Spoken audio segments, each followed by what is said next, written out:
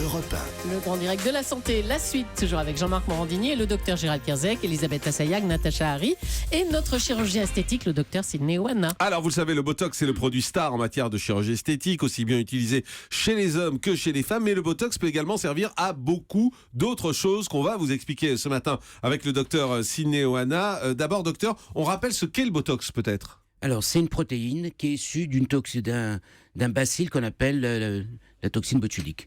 Ce que je voudrais, c'est l'occasion que vous me donnez, je vous remercie, de pouvoir changer deux préjugés. Non, ce n'est pas un poison aux doses utilisées. Certainement pas. Et deuxièmement, on ne l'utilise pas que pour l'esthétique. Il y a énormément d'autres maladies ou d'autres problèmes qui nous permettent de l'utiliser et de beaucoup rendre service à cela. Oui, mais à la base, c'est quand même un poison. Alors, à la base, le Botox. Oui, c'est un poison quand on l'a dans l'intestin et que ça se développe parce que c'est à partir de conserves qui ont tourné et que s'il se développe en grande quantité, gastroentérite, poison. Mais quand on sait l'utiliser, eh bien à ce moment-là, et utiliser des doses infinitésimales, 400 000 fois moins dangereuse que le poison, eh bien ça rend service. Un vaccin, c'est un poison, mais quand on l'atténue, ça devient un traitement qui prévient de la maladie. C'est-à-dire en esthétique, aujourd'hui, après on va parler de toutes les autres formes d'utilisation, mais en esthétique, on est sûr qu'il n'y a pas de risque quand on vous l'injecte dans le front, par exemple, contre les rides, on est sûr qu'il n'y a pas de risque. Alors en esthétique, ça fait maintenant 11 ans qu'on l'utilise, ça a été découvert par hasard, puisqu'on l'utilise depuis 40 ans, la toxine botulique. Eh bien, on n'a jamais vu la moindre toxicité, c'est-à-dire le moindre effet nocif en termes de poison. Jamais, jamais. Donc, il faut corriger ce préjugé. Il peut y avoir des petits inconvénients, on va en parler, mais jamais de risque de poison. Il faut que ce soit dit une fois pour toutes. Alors, quelles sont les indications thérapeutiques du Botox ? Alors, elles sont nombreuses et elles vont intéresser beaucoup vos auditeurs qui vont entendre tout cela. D'abord, certaines très pratiques, comme l'hyperhidrose. L'hyperhidrose, c'est tout simplement la transpiration excessive au niveau des aisselles ou au niveau des pieds.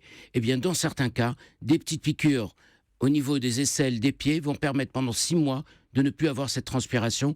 Donc, ça rend service sur le plan pratique. Mais comment ça marche en fait ? Le Botox fait quoi dans ce cas-là ? Il y a des petits muscles au niveau des glandes sudoripares. Les glandes sudoripares, c'est celles qui fabriquent la sueur. Et bien donc, en contractant, ça évite justement cette sécrétion. C'est-à-dire, ça fige ces glandes, quoi. Oui, parce que, je reviens sur une chose, le Botox, il agit comment ?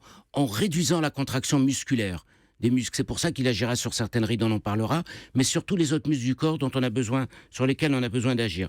Prenons le cas, par exemple, des spasmes. C'est comme ça qu'on l'a vu. Les spasmes de la paupière, les spasmes laryngés. C'est un traitement qui, par micro-piqûres comme cela, rend des services énormes. Ça permet de corriger le strabisme dans certains cas. Oui, le nystagmus, c'est les gens qui ont les yeux qui vont de droite à gauche comme ça. Eh bien donc, ce sont des indications importantes en neurologie. Là, ce sont les neurologues qui l'utilisent. Parce qu'il faut bien savoir que tous les médecins ne peuvent pas utiliser ce produit, parce qu'il faut bien le connaître. Donc seuls les neurologues, les ophtalmologues, les ORL, les chirurgiens de la face et du cou, et évidemment les chirurgiens plasticiens peuvent l'utiliser. Dans les titres, vous nous parliez aussi du bruxisme, je ne connaissais pas ça. Si, parce que vous l'avez sûrement entendu, des gens qui grincent de leur mâchoire la nuit, et on se demande ce qui se passe. Eh bien, c'est une contraction des muscles masséters. Eh bien, on met au repos un peu ces muscles, il n'y a plus ces grincements, parce qu'ils grincent et vraiment, ils abîment leurs dents en le faisant. Dans les migraines, ça a été essayé, mais là, je veux tout de suite dire que la publication n'a pas montré véritablement des effets et que c'est plutôt l'effet placebo. Et par contre, dans certaines affections gastro-entérologiques, comme les hémorroïdes ou les fissures anales, qui sont très douloureuses, eh bien, on relâche le sphincter avec une petite piqûre de Botox et au moins la douleur part. Donc tout cela, c'est fait au quotidien. Il ne faut pas imaginer que ce n'est un produit qu'on n'utilise que pour l'esthétique. Les vessies, on en a parlé la semaine dernière ou il y a 2 semaines, les vessies hyperactives, les gens qui ont besoin d'aller faire pipi, très très souvent, l'incontinence urinaire dans la sclérose en plaques, eh bien on utilise aussi ce produit. C'est un produit magique, c'est incroyable, parce que pour moi c'était juste les rides, le front, c'est un gadget pour moi ce produit. Ça fait 50 ans qu'il existe, c'est par hasard qu'un ophtalmo aux États-Unis, en l'utilisant pour un spasme de la paupière, a vu au bout de 3-4 jours toutes les rides disparaître.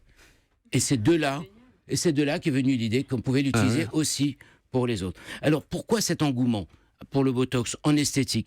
Bien d'abord parce que c'est une procédure très rapide, qui laisse pas de marque, qui peut se faire entre midi et 2 heures lorsque on est sorti du bureau. Elle est réversible, donc c'est rassurant, puisqu'au bout de quelques mois, si c'est un effet qu'on n'aime pas, on pourra l'éviter. C'est-à-dire que ça part tout seul au bout de 6 mois. Oui, au bout de 6 mois. Ça coûte moins cher qu'un lifting du front.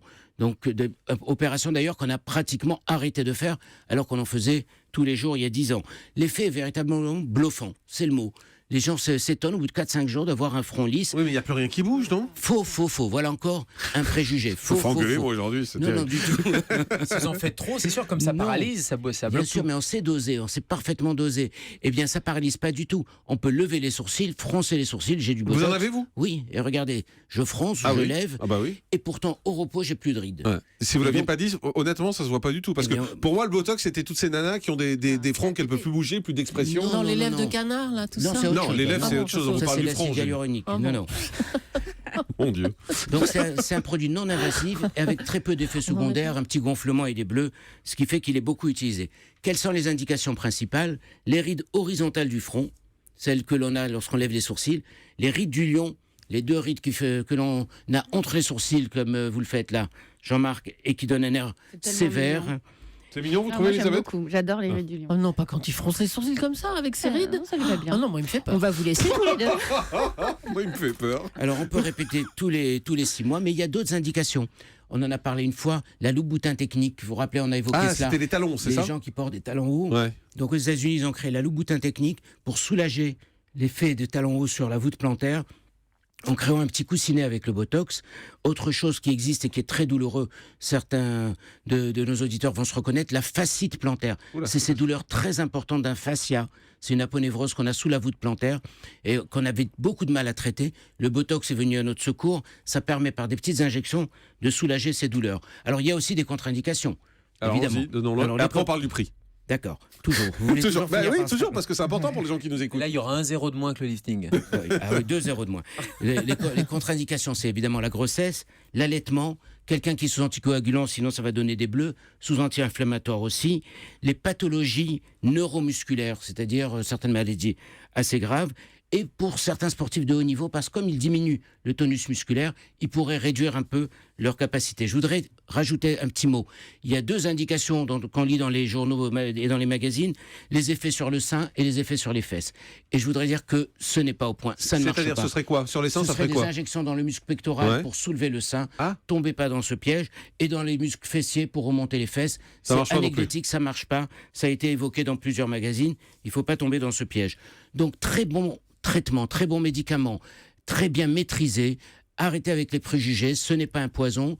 Le prix pour en Alors, allons-y. esthétique, Pour l'esthétique, si on veut se faire le front, par exemple. pour le front, En c'est gros, à la louche. 300 € en D'accord. moyenne sur la La France. ride du lion, 200 €. c'est tout pareil, c'est tout à 200, vous. Chez vous. Et la pâte d'eau. Je vous et la fais tout à pâte- 200. Il y a un Non, prix, non, il y a un non. prix gros si Et vous la faites pâte tout. d'oie, 100 Merci. €. Mais globalement, l'ensemble, ça revient entre 300 et 400 €. D'accord. Tout le traitement. Tout le traitement Oui, du... là, je vous ai donné séparément. D'accord. Mais tout le traitement, c'est-à-dire le front, les rides du lion et la pâte d'oie, entre 300 et 400 €. Très bien, on va aller au standard d'Europe 1, on va prendre Sarah. Bonjour Sarah.